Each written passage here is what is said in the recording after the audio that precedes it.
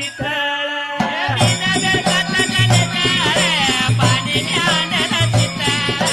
कीटक नसलेल्या फुलाने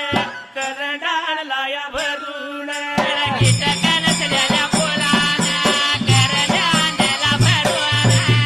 विठ्ठलानं इंद्राच्या वनात जाऊन बिन बेडकाचं पाणी कीटक नसलेली फुलं बिरदेवाला अर्पण केली. आणि बाबा रे तप विसर्जन करण्यास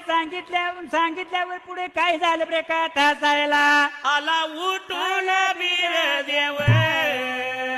विठ्ठल तो घेत धाव